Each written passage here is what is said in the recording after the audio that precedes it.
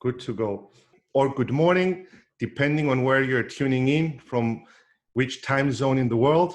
This is Michael Virardi, and I will be your host for today for our webinar titled, How Can You Maintain Your Well-Being and Your Productivity During Challenging Times? Sophia, I have my camera on, right? Yes, you do. Excellent.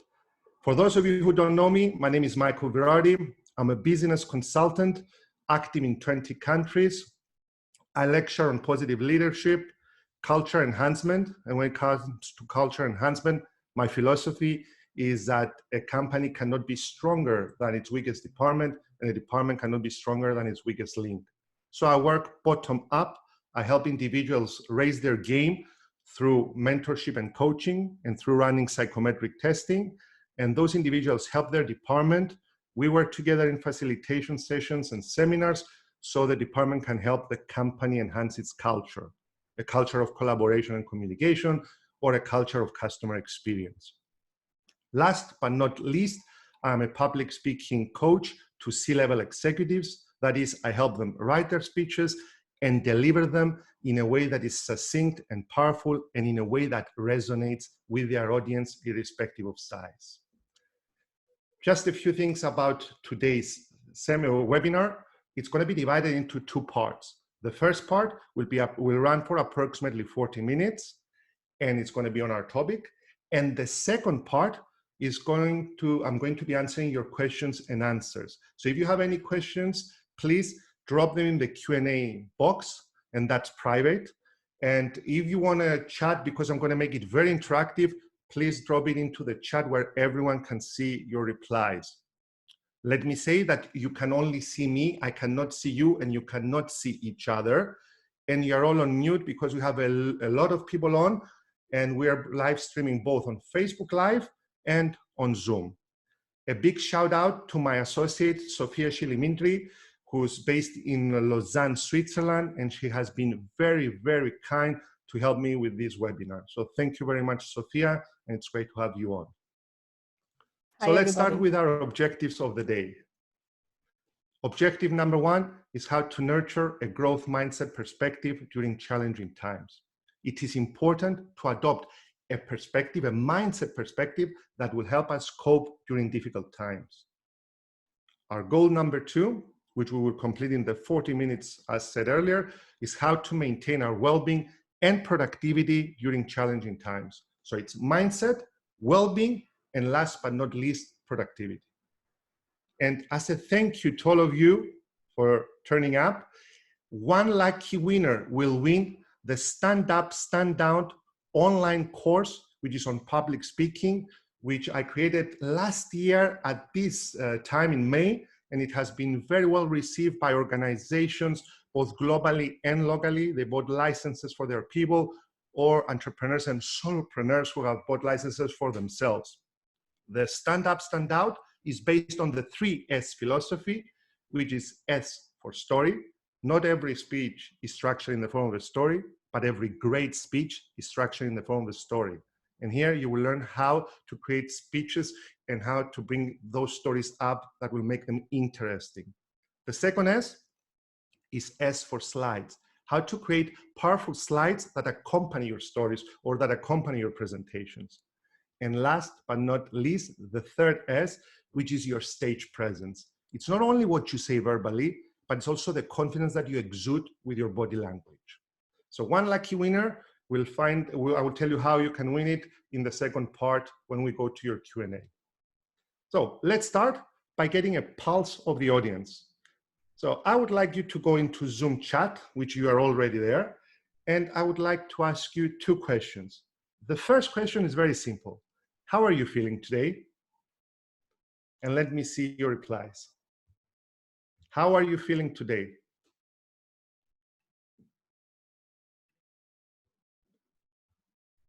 Great, fantastic, good, great. Pawana, very well. Savas Kolos, great. Feeling motivated. Julia Baba, you excellent, superb. All is well, looking forward to it.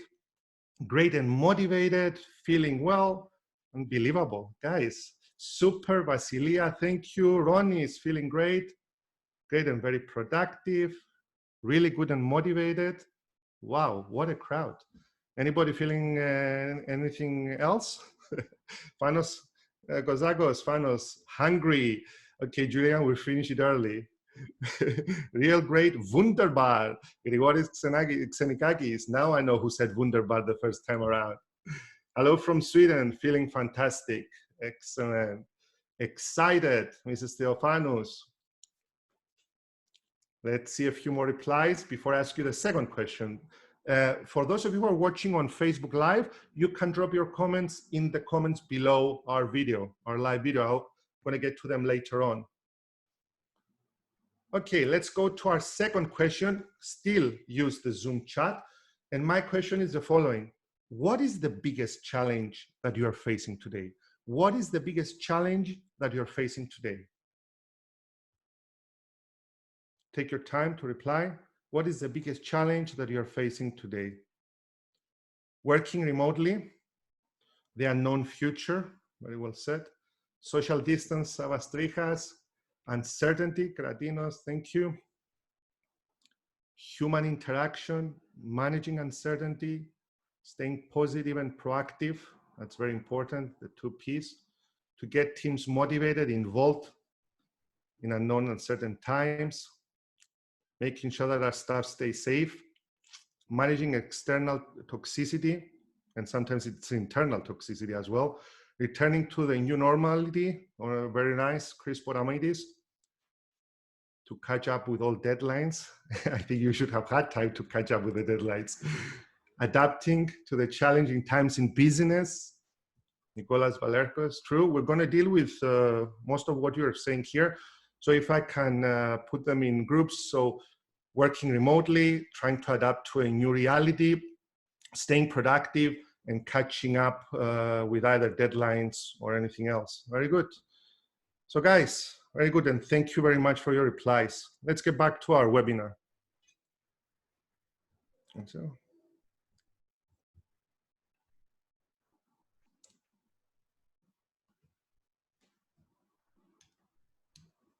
second, because we had something. Sophia, I had my screen. Let me share my screen again. Please share your screen again, yes. Yes, thank you. Can everyone see the screen now? Yes, we can. Great. So people have asked me, Michael, how come you delayed in coming up with a webinar? Why didn't you come with a webinar earlier? I'll give you the answer in just a while, and it will come in 3 simple words. But let me say something. If I exclude the HIV pandemic, which peaked from 2005 until 2012, which had 36 million death toll, the last pandemic that we had was in 1968, and that was the flu pandemic with 1 million death toll. If I can make a wild guess, most of us were not alive at that time, or if we were, and just for the record, I wasn't, we're very young to remember, or we have to ask our parents on how we dealt with it. So I'm as much of an expert as you are when it comes to pandemics, and I waited, first and foremost, to observe what's happening. I needed to see how my personal and professional life has changed.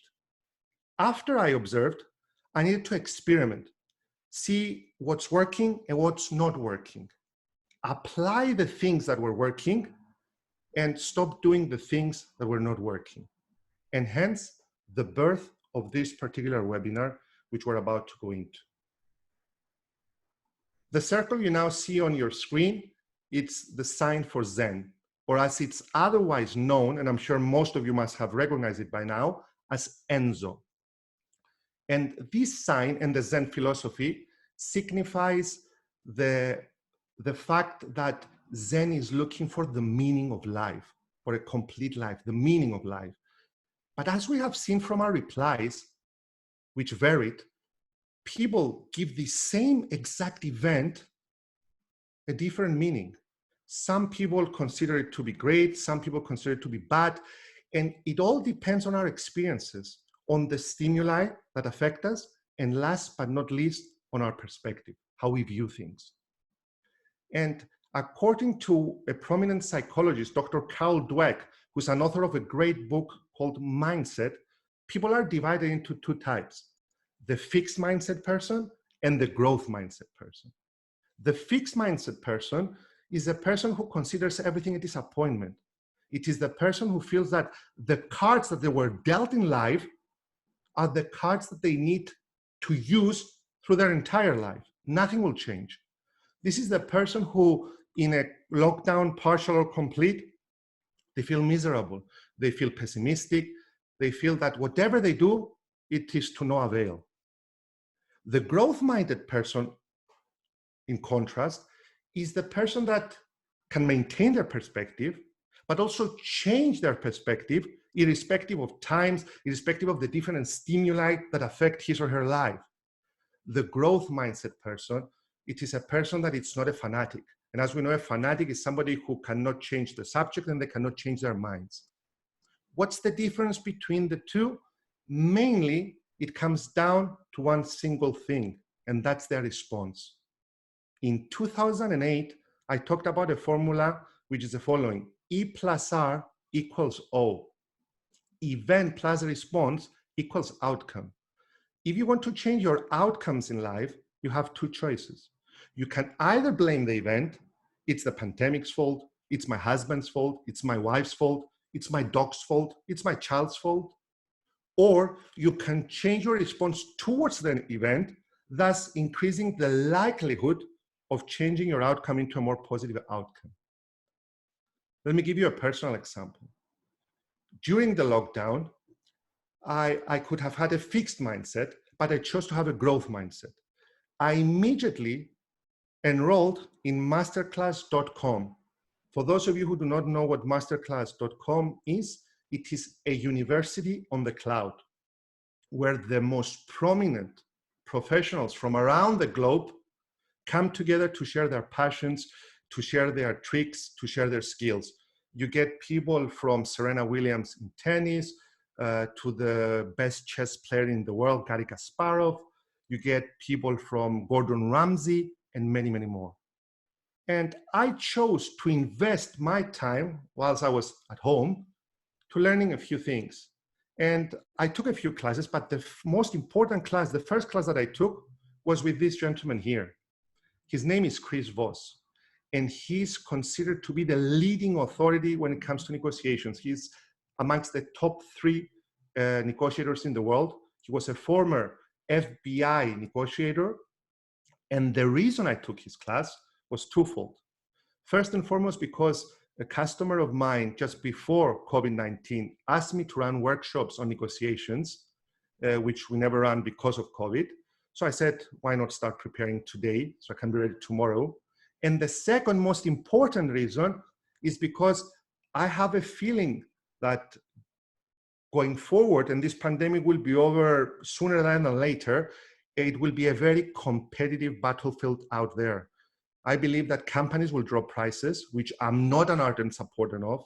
I'm not an ardent supporter of dropping your price. Salespeople will become more conscientious. If they were visiting 6 people per day, I believe they will up their performance and visit 12 just to cover their lost ground.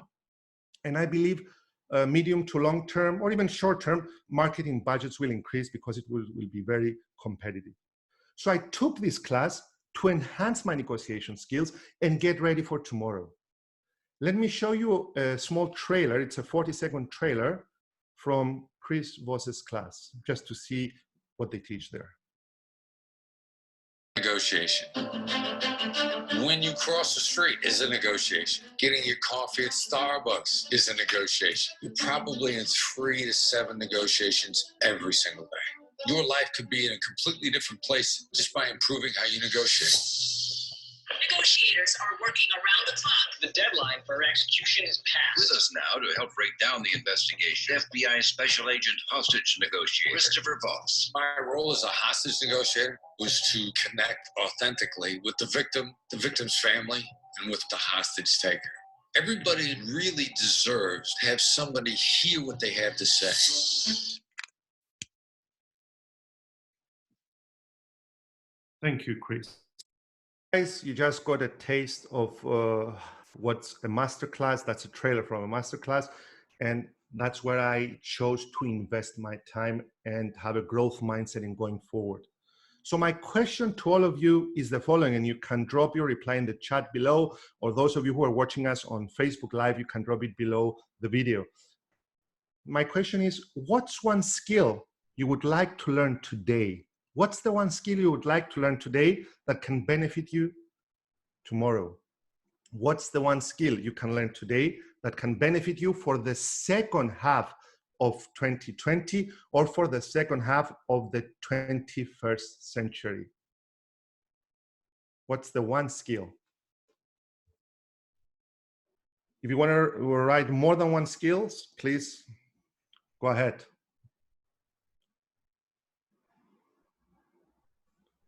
Whilst you're writing your skills, and I'm going to get to them later on, think, what are the skills that can benefit you both personally and professionally? This is not just to type into the box. This is also a promise to yourself. What's the one skill that you can learn today that can benefit you tomorrow? For example, with my wife, Christine, we started cooking. We took one of the master classes, we learned a few things more, and we started cooking. Some things turned out very well. Some things didn't turn out so well, but at the end of the day, we had a sweet result. And we also had a realization. The realization, I'm saying a realization because we knew that from before, but we had a realization. It doesn't cost much to cook at home. It also brings you together with your partner, but it doesn't cost much. And during the lockdown, and we're still in a lockdown, if you ask me, we took delivery from a good, reasonable chain of restaurants, and we found it to be expensive. And I remember telling Christine, what if restaurateurs drop their prices just a bit, especially for these times? And lo and behold, I read a Harvard Business Review article saying that smart restaurateurs should drop their prices by 15%. That was the mark, 15%. They can go up to 20, but 15%. Why?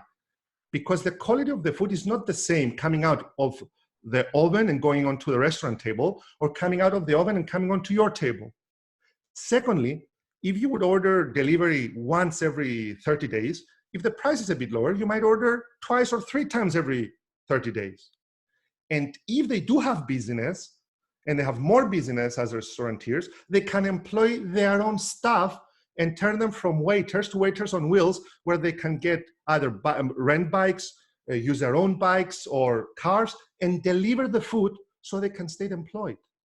So in other words, avoiding, or at least partially avoiding, what happened in the United States, where we have 30 million unemployed people. But my dear friends, there are things keeping people back from embracing a growth mindset perspective. And according to Inc. magazine, there are 5 things that keep people back from embracing a growth mindset perspective. First of all is the fear of failure. What if I fail? Or let me say it a bit more positive. What if I succeed? What if I don't succeed? Stress. You're getting overwhelmed. There is cortisol coming into your veins. And as we know, it's not a good hormone to have in your veins for a long time. Judgment. And I'm not talking so much about judgment from the guy in the US or from the girl in China. It's what will our closest circle say if I fail? What will the people closest to me say if I fail? And this is one of the main reasons that keeps people back. The safety net, or as it otherwise is known as the comfort zone. We remain bound in our comfort zone. We feel comfortable there. And last but not least, the status quo. Why change? The model has been working up until now. And tomorrow we might go back, as one of the comments was, when are we going back to normalcy? We might go back to normalcy. Yes, but we might not go back to normalcy. And probably we won't 100%. So if you don't start changing or experimenting, observing, experimenting and applying, you might be out of a career, or you might be out of a job, or you might be out of, or your company might go bust, because there is a fear of trying new things. And if I can put a humorous tone here, there might be a 6th reason, the coronavirus, that is keeping us locked in, locked up, or locked down. the word lock on its own is a fixed mindset perspective. So what can you do? Well, my friends, I would say that if you do have a fixed mindset perspective, you're always going to lose out on your dreams. And I want to give two examples. What's the impact from a fixed mindset perspective on an individual level? And what's the impact from a fixed mindset perspective on a company level? On an individual level, you remain bound in your comfort zone where you feel safe and you feel in control. You might venture out on your fear zone, but you'll probably find excuses, lack the confidence, and be affected by the opinions of others. And we're talking about our closest circle, as I said earlier, and go back into your comfort zone. But where I take my hat off to all of you is because you've came here and you're in your learning zone now. You want to acquire new skills. You want to deal with challenges. You want to extend your comfort zone. And people who want to do that, they can move on to their growth zone, where they can set new goals, where they can find new purposes, or they can build on the existing purpose. Because you can quarantine people, but you cannot quarantine dreams. So on an individual level, we need to move away from a fixed mindset perspective and onto a growth mindset perspective, because it equates with moving away from comfort zone to a growth zone. And here is a documentary that I highly recommend all of you to watch. It was referred to me by my very good friend Stavros Galariotis, and a shout out to him and thank you very much. It's called Finding Joe. And this documentary is all about moving out of your comfort zone. It is all about dealing with your fears. As they say inside the documentary, it's about slaying those demons, those fears. And this is a documentary of 1 hour and 20 minutes with star appearance by Robin Sharma, by the great Robin Sharma, by Sir Ken Robinson, who had the most popular TED speech in the history of the world, and many, many others. Let me show you a short little trailer of 90 seconds. And I urge you to watch this documentary. Let's go. Slaying the dragon, to me, is the most interesting. It's the final moment. It's the time when you are faced with the scariest thing you've been faced with, and you get to take everything you've learned and knock this guy out.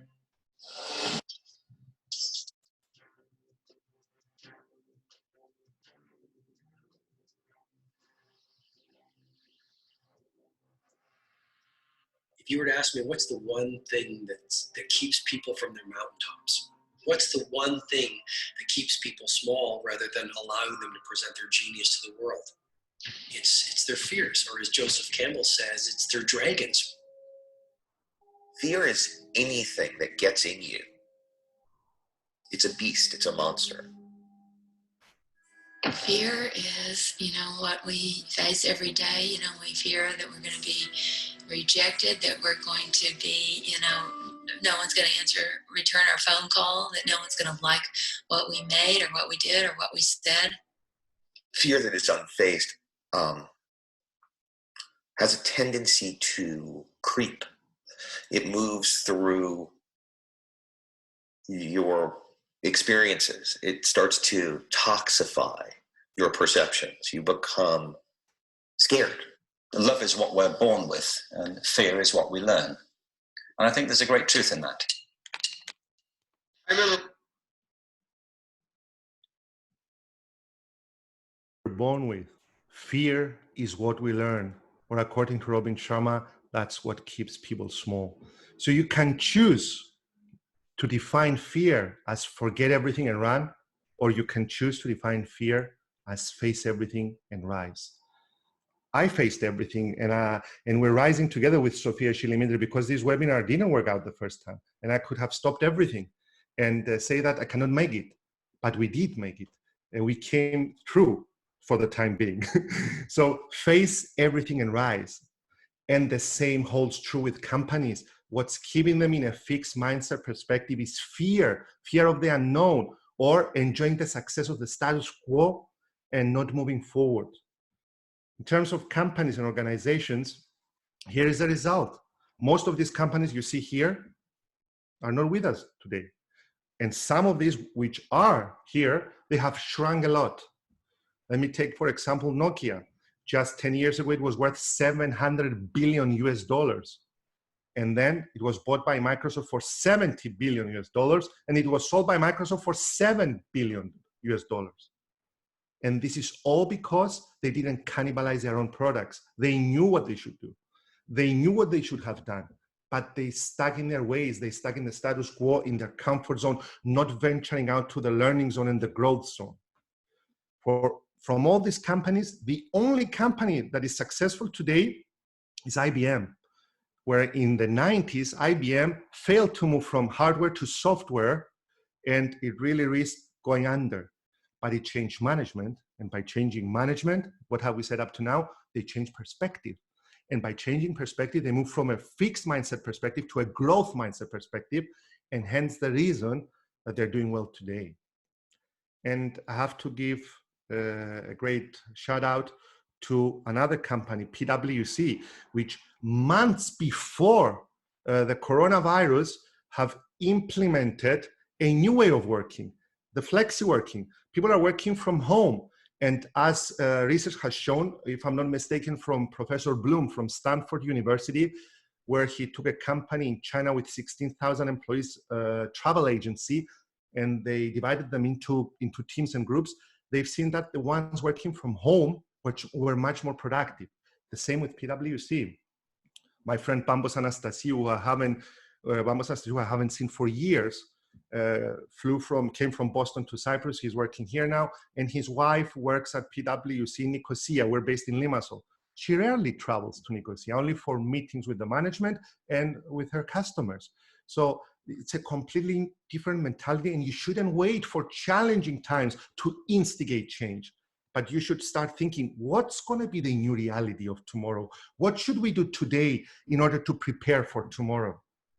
Another bright example, local example, is Foodie and Alpha Mega hypermarkets. Foodie's drivers, because most restaurants closed down at the beginning of COVID and the lockdown, they were idle. So they have come into an agreement with Alpha Mega hypermarkets. I believe they were the first to do so, to deliver food instead from restaurants to households, from supermarkets to households, from Alpha Mega to our household. And depending on the zone you were in, you would pay approximately 5 to 7 euros, and they would deliver it. So it's a win-win for both.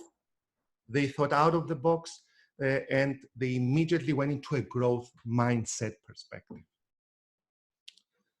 So nurturing a growth mindset perspective is step number one. It will help you during challenging times.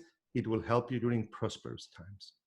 And if you do that, then we move on to our second goal of the day, which is how to maintain well-being and productivity during challenging times. But let us first define what productivity is today. For me, productivity today is not about selling. It is about serving. The world is on fire. If your house was on fire, maybe you would speak to a salesperson who's selling fire extinguishers, but you wouldn't speak to anyone else. You wouldn't listen to anyone else. So today, it's not about selling. It's about serving. Your customers are looking for answers. You came onto this webinar probably looking for answers. It's about serving. It's not about promoting products. And here I need to say congratulations to some companies who have led the way both internationally and also nationally in serving. There are many more. I chose 3 examples. Company number 1 is Braskem. Braskem is an amazing company that manufactures masks, wipes, and gowns for nurseries. And 40 employees from Braskem, when COVID started in the US, stayed in-house, inside the factory, for 28 consecutive days.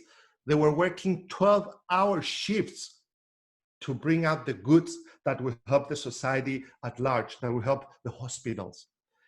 As you can see here, their relatives were passing by just to say hello, and they were waving. This is Joe Boyce, their shift supervisor, who was very proud of his team.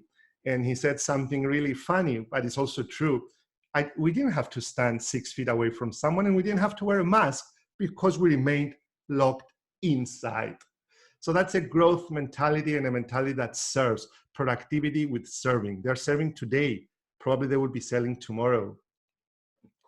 Other bright, shining examples of companies that have served in one way or another was Amazon, where when they offered freebies for kids, they opened it for a month and maybe they will continue it. And they were offering children's stories and other things for free for children, which keeps kids occupied and gives us parents peace of mind. So well done, Amazon. Another example on a national scale is a startup which started 13 months ago, which is Nomad Bread and Coffee. Nomad is a place where I enjoy my coffee, and this particular company started because of COVID-19 and because their model was influenced. They hired more drivers, they got more bikes in, and they started delivering and changed their model, in a way changed their model because they were doing it from before. But if you call them and ask them for one mug of coffee, they will smile on the phone and they're very happy to do so. And your coffee is delivered with a motivational message. Here's the one that I got very recently. Find a way to thrive when others try to survive. Freddo Espresso. So I'm not only eager to receive my coffee, I'm also eager to read the message of the day. So productivity today, my dear friends, and you have to think, how can you serve better your society, your internal and your external customers if you want to sell tomorrow? And productivity is also, of course, has to do with technology. And these are the tools, some of the tools that organizations that have remote workers should adopt and adapt to, but also entrepreneurs and solopreneurs, people who have one or two people working for them. The first icon and the third icon is my virtual conference table. The Zoom is also the medium in which this webinar is presented to you today. So I go with my team in, we chat, we exchange ideas, we can see each other, we can record the meeting as this video is recorded for showing it later on, so you can capture those ideas. And this is our virtual conference table. The last icon is Trello. That's a project management application. And this is where, on Trello, this is where we designed together with my associate, as you can see here, Nicolas Valerkos, this webinar. We joined forces, we exchange ideas through Trello and through Zoom meetings. And this webinar was brought to you because of Trello, and mainly because of Trello and exchange of ideas, because we were both working remotely. We weren't allowed to get out of our houses and meet. The second icon is Microsoft Teams. And I have to say that Microsoft has managed to see what's coming down the line. And I read a recent article that it had 16 million users. It's a collaborative and communication tool. It does what all the other three do together. It had 16 million users until 2 weeks ago. Today it has 32 million users. So productivity is also about understanding which tools to use and how to use them with your team. And I want to give some tips to managers, people who are managing remote teams anywhere in the world. My tips are the following, and those managers that have a growth mindset mentality. Shift from working hours to outcomes. Don't take a timer and time your team how long they're working and if they're working within the time frame that they should be working. Look at outcomes. But be sure that you have clear timelines and deadlines. And as my friend Nicolas Valerkos says, you have dependencies. Who depends on whom to deliver in order for the other person to move forward?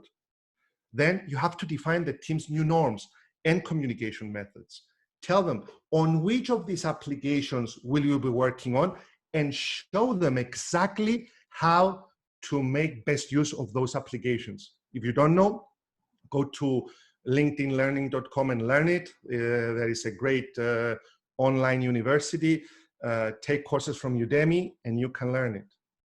Listen to your people, because each and every household is unique. Each and every household is fighting their own battle. There might be a professional might have a child bound on a wheelchair. It might be a single mother working with 3 children, or a single father working with 2 children inside the house. So listen to your team. Help them as much as you can. Help them create routines. As Nicolas Valercos pinpointed, when he goes into his office, into his room, and the door closes, that's office hours. When the door opens, he becomes a dad once again. And have certain routines. For example, I take my coffee, then I start working on my to-dos. Help your team create their routines. And last but not least, be understanding of each and every situation, but also be firm, because there might be a short minority who would like to take advantage of this. So, in recapping, my dear friends, and then we go to your Q&A, adopt a growth mindset perspective. Given a choice between fixed mindset and growth mindset, I would always opt for a growth mindset because it gives you more options. It gives you more perspective. And let me read something out from an excerpt from Carol Dweck's book, Mindset. The fixed mindset makes you concerned with how you will be judged. The growth mindset makes you concerned with improving. Judged versus improving. Given a choice between the two, improve. Move from selling to serving. Stop selling in today's challenging world. Start serving. Start serving your society. Start serving your employees. Start serving your family. And the companies and the individuals who serve today, who help people find answers today, are the ones who will have a more likelihood of selling tomorrow. And last but not least, set your priorities right. For some of us, including myself, family might be priority number 1. For some others, priority number 1 might be business. And for some others, it might be something completely else. Let me read an excerpt from one of the books that I've recently finished reading. It's called How to Win an Argument by Cicero. And this is Socrates, a great philosopher, talking to Xenophon and his wife Aspasia. Please tell me, Madam Aspasia, if your neighbor should have finer gold jewelry than you have, would you prefer hers or your own? Hers, Aspasia replied. What if she should have clothing and other feminine accessories that are more expensive than what you have? Would you prefer yours or hers? Hers, she replied. Well then, Socrates says, what if she should have a better husband than you have? Would you prefer yours or hers? At this, Aspasia blushed. My dear friends, don't wish to be somebody else. Don't wish that the times were different. Just wish and act in adopting a growth mindset perspective, a serving perspective, and at the end of the day, you will survive during challenging times and you will thrive during prosperous times. Thank you very much.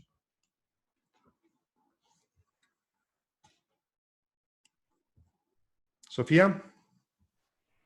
Okay, we have already one question in the Q&A. I would like to urge everybody on Zoom to post their questions in the Q&A box. And also those that are watching us from Facebook, feel free to put your question in the comments and I will read it out loud. So the first question we have is from Sadia Shah. And he's asking, thank you, Sadia. Yes. Who would the consumer expect businesses to drop prices or be provided a reason on why prices doesn't need to be dropped? Can you repeat that? Can you repeat the question, please? Would the consumer expect businesses to drop prices? Yes. Or be provided a reason on why prices doesn't need to be dropped? Service versus growth. Okay, very good. Sadia, great question. First and foremost, let me say that price is just one parameter. It's value that we should be talking about. If you provide value, then price is a mere parameter. I remember I was once at Garland. Garland manufactures great catering equipment in Canada. And I was there with Virardi, our company, our family company. And there was a gentleman there from Garland lecturing and telling us about his equipment. And there were 30 of us, mainly chefs. And somebody asked the Garland representative, "Excuse me, sir, how much does that particular machine cost?" And the Garland representative said, "It's not how much it costs, it's how much it makes."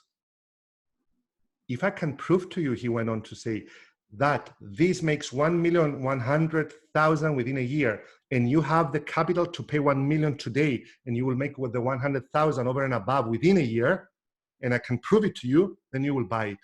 So Sadia, it's not how much it costs, it's how much it makes. You need to provide value. If you provide enough value, then you can maintain your price. If you cannot, then you have to drop your price. And if you drop your price, just always know that the Chinese will always be winning. Okay, great. We have another question from Konstantinos Vasiliou asking, how can we address clients' lower budget? How can we address clients' lower budget? Create another product. For example, when people come to the Stand Up, Stand Out course, they can buy the gold license or they can buy the platinum license. The gold license is $197. The platinum license, which includes an hour consulting with me, is $397. It's the exact same product, but we added a feature. So we have two categories of prices. Going back to our family business, we have ovens converted from Germany, which are 30 to 40% higher than the Mareno combi steamers. So always provide an alternative. If you cannot provide an alternative, then you have to stick with your price and defend your price fiercely, not with arguments, but with value or value arguments. Great. We have another question from Konstantinos Konstantinou. How this change will affect job satisfaction? Meaning this change, Sophia, COVID-19? I guess this is what he means, yeah. I think people might be more satisfied. People are working from home. Professor Bloom, and I can drop the research that Professor Bloom at Stanford University has done. I believe that it can help companies, individuals. First of all, companies might cut down on their costs. They might not need to rent a whole tower to host all of us together in there. Secondly, people can lead a work-life balance if they can concentrate at home, of course, and if they follow certain routines. And I believe it gives us alternatives. So adopting a growth mindset, I would see how we can adopt and adapt to the new technologies, make them our ally and not our foe. So we have another relevant question about growth mindset from Pavlos Pieroudis. Hello, Pavlos. He says, great webinar, thank you. Does adopting a growth mindset mean taking more risks and challenges? Can you have a growth mindset while being cautious? Excellent question. In Dr. Carl Dweck's book, it is clear that if you have a growth mindset perspective, you won't have it necessarily forever. You might have a growth mindset perspective in your personal life and a fixed mindset perspective in your professional life. You might have a growth mindset in the morning and a fixed mindset in the afternoon. It's not about being cautious or not. You can be cautious. Of course you can. But it's about learning how to make it part of your life.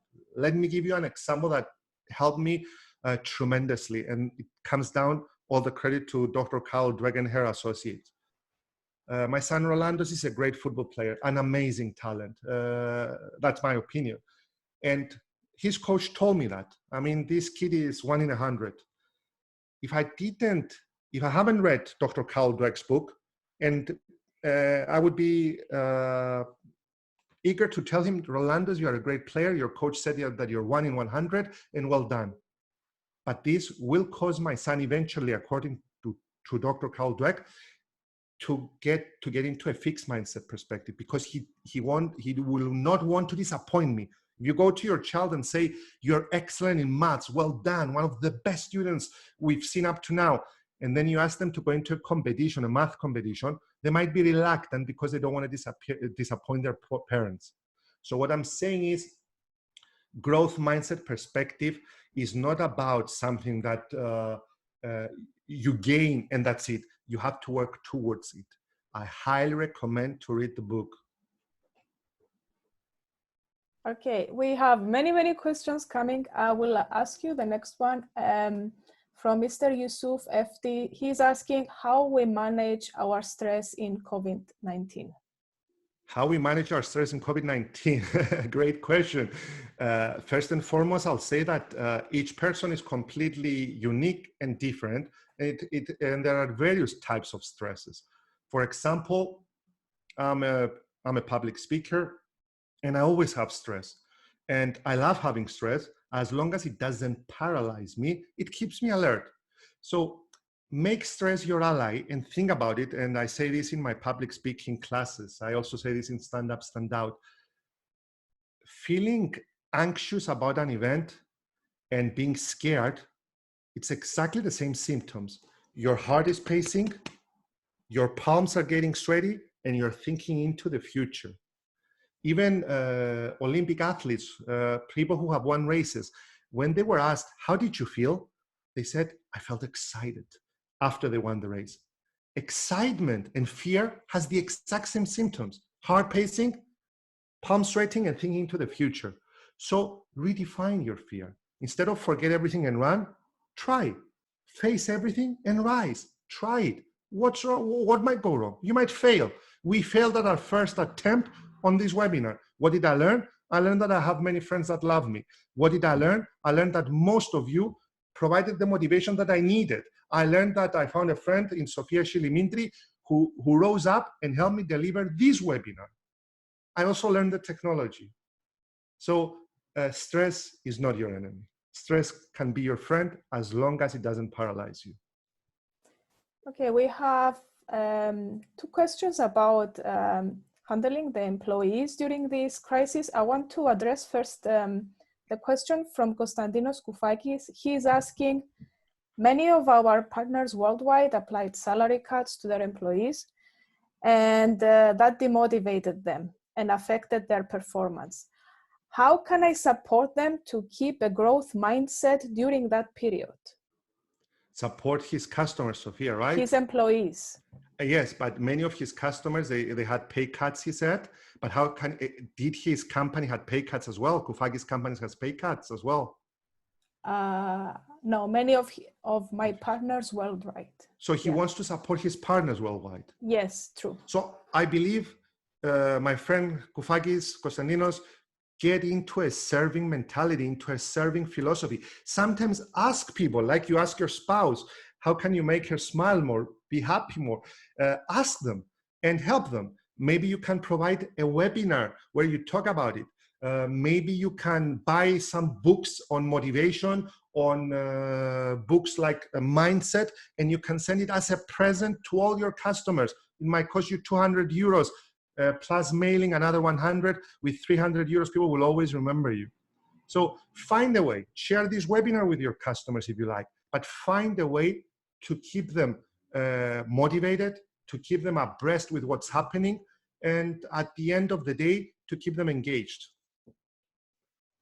Okay, we have two questions regarding books. One from Lefteris Papageorgiou on Facebook. He's asking, name a great book you've read that could advise entrepreneurs in the new era.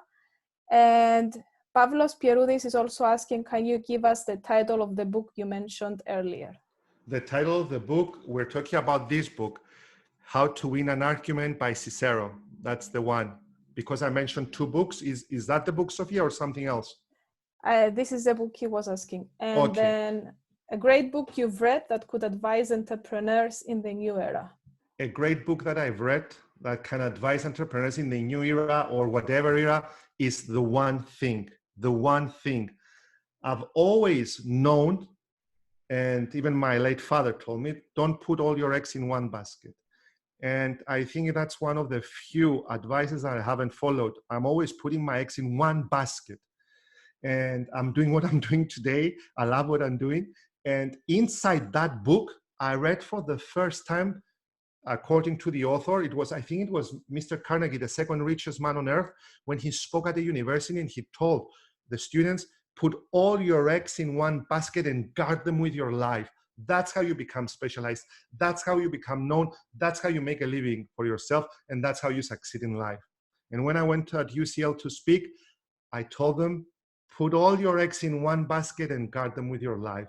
The one thing. It's a great book about setting priorities and understanding that life is too short to accomplish everything, but it's not too short to accomplish the most important things, and you can do that. Okay, so we are getting close to the end, but I want, with your permission, to ask you two more questions. Please. One is coming from Konstantinos Kinchos, and I think he really, really wants the answer because he posted twice. He's a great friend. I respect him very much. And he is the guy who got me started in Greece. And thank you very much, Konstantinos, with my speaking career. I mean, he's the first person who believed in me in Greece. He is asking, dear Michael, how about comparing current reality with our previous one?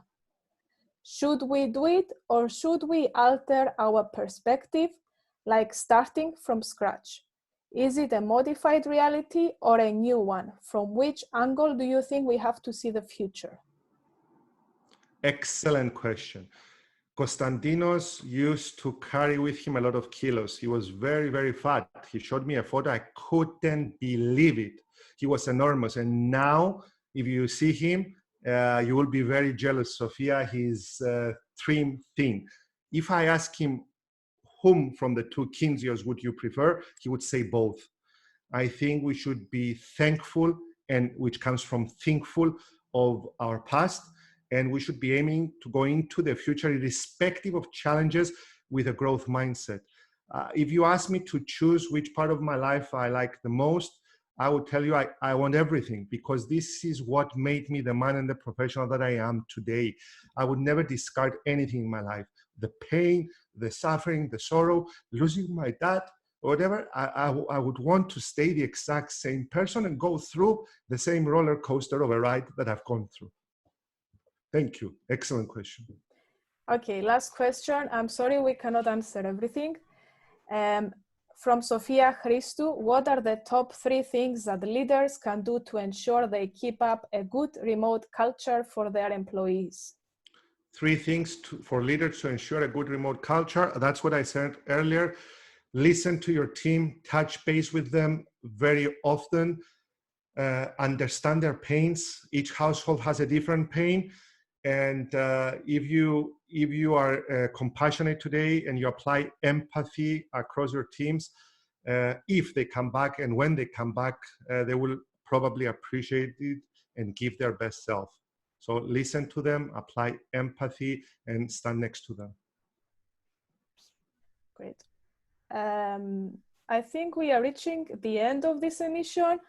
I would suggest to everybody who is still posting questions, I will send them to Michael and he will answer. Sophia, I would like to say a very big thank you, first and foremost, to everyone who was present on Facebook Live, here on Zoom. And I would like to thank you personally for offering me this platform, advice, and help to get this first webinar up after the first attempt a few days ago failed. So thank you very much, Sophia, and thanks to everyone who was present. Thank you very much. Goodbye, everybody.